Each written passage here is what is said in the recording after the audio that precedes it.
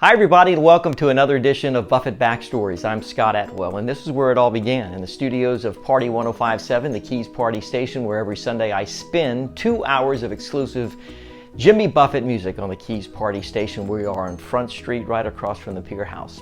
As a Key West native, I know when I walk the streets of Key West, the place looks radically different than it did in 1971 when Jimmy Buffett first showed up.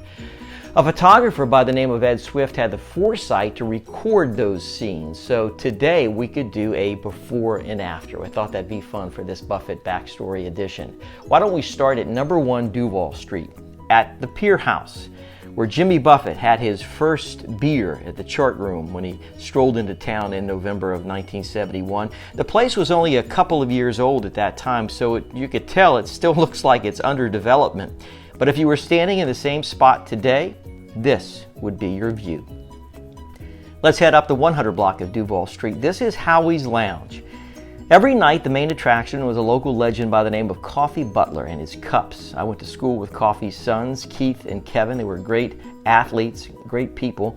And while Coffee ruled the main stage, the early performer at Howie's Lounge was Jimmy Buffett. Today, the lounge looks like just about any other tourist shop on Duval Street. One more block up on Duval Street, here is a photo of the Les Mistral restaurant. But those of you who have been following Jimmy Buffett will recognize the most significant thing in this photo is the truck. Jimmy was befriended in his early days in Key West by a local banker by the name of Norman Wood, who also on the weekends was the captain of a private yacht, and he helped Jimmy earn some pocket change in those lean early years as a mate on the Petticoat 3.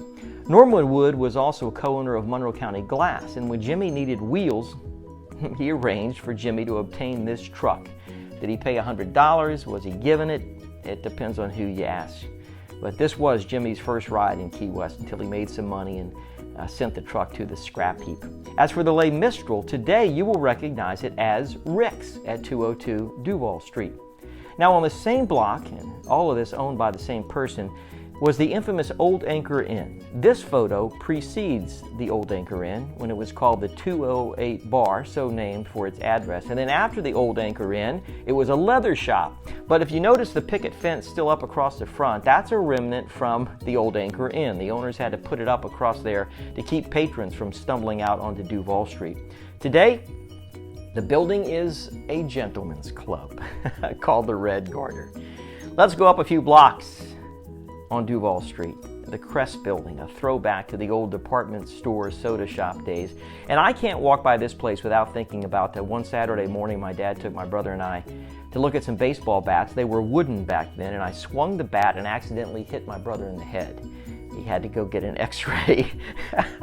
Today, of course, this place is home to the Margaritaville Cafe and Store. And finally, this is for those of you who are real parrot heads and have been following Jimmy Buffett to such an extent that you know of a place called Crazy Ophelia's. Jimmy was booked here in 1972. To make the place have better acoustics, the owner put egg cartons on the walls.